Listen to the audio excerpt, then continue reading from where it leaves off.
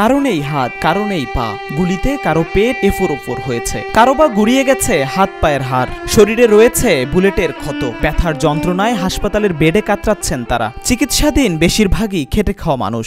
জীবনের শঙ্কা ছাপিয়ে এখন তাদের বড় দুশ্চিন্তা সংসারের বোঝা। পায়ে 4টা গুলি লাগছে, এটা বড় বিষয় না। বড় বিষয় হচ্ছে যে আমার 2 মাসের একটা বাচ্চা আছে, আমার 3টা ভাই আছে ছোট ছোট, তাদের পড়াশোনা করাইতাম আমি নিজে, আমার ফ্যামিলি আমি নিজে চালাইতাম। এখন এই দুর্দশায় আমার ফ্যামিলি আমি কিভাবে চালাবো? বৈষম্য বিরোধী আন্দোলন চলাকালীন রাজধানীসহ সারা দেশে সংঘাত সংঘর্ষ ছড়িয়ে পড়ে। এ সময় পুলিশের গুলিতে আহত হন অগণিত শিক্ষার্থী সহ সাধারণ মানুষ।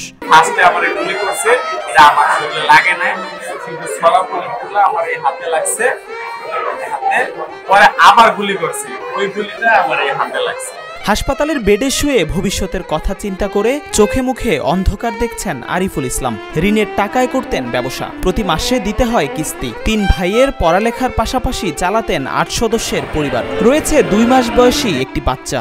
এখন কি হবে আরিফুলের সংসারের? কিভাবে চলবে আগামী দিনগুলো? আমি 4টা গুলি খেয়েছি, এর থেকে আমার বেশি টেনশন লাগতেছে আমার ফ্যামিলি কিভাবে চলবে। ডাক্তার বলছে আমাকে কমসে কম 1.5 থেকে 2 বছর বিছনায় থাকতে হবে। এই 1.5-2 বছর বিছনায় থাকি আর আজ আমি কিভাবে আমার ফ্যামিলিটাকে চালাবো।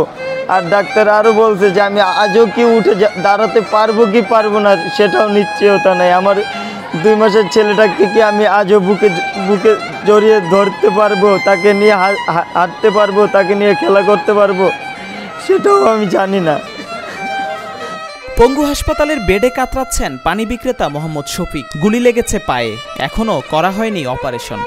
এক ছেলে ও বউসহ 3 জনের সংসারের একমাত্র ভরসা তিনি। এখন নিজের জীবন নিয়ে শঙ্কার পাশাপাশি ভর করেছে পরিবারের ভরণ পোষণের চিন্তা। আমি 2 দিন মজুরি পানি বিক্রি করি আর কি, গাড়িতে, ঠিক আছে। ওই ছাত্র আন্দোলনে যোগ হওয়ার পরে আমার পায়ে গুলি লাগছে। এখন আমার কি হবে? এই যে আমার ছেলে সন্তান, আমার বউ আর এই যে ছেলে, সেখানে এখন মনে করেন যে কীভাবে চলবো, ভবিষ্যতে কি হবে না হবে। অপারেশন করা হয় নাই, গুলিও বের করা হয় নাই। এখন কবে হবে কি আসে বিষয়, ঠিক আছে। একটা টাকাও নেই। আমি দিন মজুরি, আপনারা জানেন যে পানি বিক্রি করে আর কটাকায় পাই। পুলিশের গুলিতে পঙ্গুত্বকে বরণ করতে হবে অসংখ্য মানুষকে। চিকিৎসকরা তাই বলছেন। কারো কাটা পড়েছে হাত, কারো কাটা পড়েছে পা। এমন একজন গাড়ি চালক মোহাম্মদ মুস্তাকিন পুলিশের গুলিতে হারিয়েছেন নিজের পা। 60 থেকে 70 হাজার টাকা ধার দেনা করে অপারেশন করলেও ভবিষ্যতের দুশ্চিন্তা কুরে কুরে খাচ্ছে তাকে। আমি চাকরি করি, পেশাগত একজন ড্রাইভার। আমি মিরপুর 10 নম্বর চাকরি করতাম।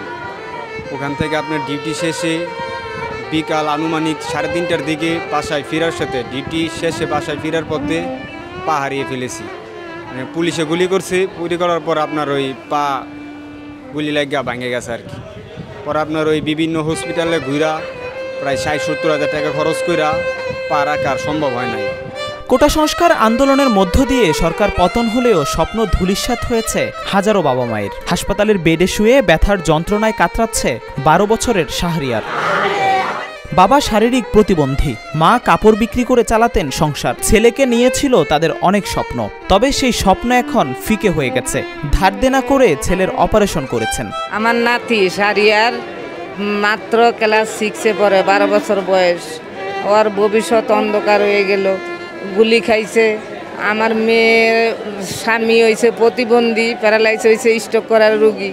আমার মেয়ে কাপড় বিক্রি কইরা সংসার চালায়, ওই সংসারও এখন চলে না। ধার দেনা কইরা কর্জ কইরা চিকিৎসা করতেছে। চিকিৎসার যে এই ধার দেনা শোধ করব ওইরকম একটা সোচ নাই, কোত্থেকে করব। গুলিবিদ্ধ শিমুল আহাদের জীবন যেন কষ্টের গল্পগাথা। বাবা ছেলে মিলে সংসার চালাতেন, করতেন ডেলিভারি ম্যানের কাজ। গুলিবিদ্ধ শিমুলের চিকিৎসা খরচ চালানোর সামর্থ্য নেই পরিবারের। বাধ্য হয়ে ঋণ করেছেন অনেক টাকা, করেছেন অপারেশন। আমি ডেলিভারি করতাম, আমার আব্বা একজন ডেলিভারি ম্যান। তো আমি গুলিবিদ্ধ হয়েছিলাম মিরপুর 10 নম্বরে আন্দোলনে গিয়ে 19 তারিখে। তো এখন পর্যন্ত আমি আর কাজ করতে পারতেছি না, সংসারে কোনো টাকা পয়সা দিতে পারতেছি না। কারণ আব্বার উপর খুব প্রেশার পড়তেছে, তার উপর অনেক টাকা খরচ হয়েছে, ধার ঋণও অনেক হয়েছে। তো অনেকে ফাউন্ডেশন থেকে টাকা দিয়ে গেছে, তো এখন চলতেছে না আমাদের। এ বিষয়ে জাতীয় অর্থোপেডিক হাসপাতাল ও পুনর্বাসন প্রতিষ্ঠানের পরিচালক অধ্যাপক ডাক্তার কাজী শামীমুজ্জামান বলেন, 15 জুলাই থেকে 13 আগস্ট পর্যন্ত পঙ্গু হাসপাতালে 637 জন রোগী ভর্তি হয়েছেন। আহত সকল রোগীকে বিনামূল্যে চিকিৎসা দেয়া হচ্ছে বলে দাবি করেন তিনি। গত 15 থেকে পর্যন্ত আমাদেরকে 637 জন রোগী আমরা এখানে আসছিল, এখন ভর্তি আছে 130 জন।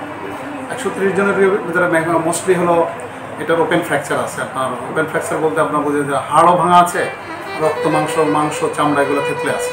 তো আমরা তাদেরকে অবজার্ভ করতেছি যে উপরের যে চামড়া মাংস এগুলো যদি ভালো অবস্থানে যায় তাহলে আমরা তাদের হাড়ের ডেফিনেটিভ চিকিৎসাটা করে দিতে পারবো, এবং এইটা একটা পর্যায়ে এখন চলে আসছে। আমরা গতকালকে থেকে তাদের ডেফিনেটিভ চিকিৎসাটা শুরু করছি এবং তাদের চিকিৎসা ব্যবস্থাপনার জন্য সরকারিভাবে আমাদের কাছে নির্দেশনা আছে এবং তাদেরকে সমস্ত কিছু বিনামূল্যে সরবরাহ করা হচ্ছে।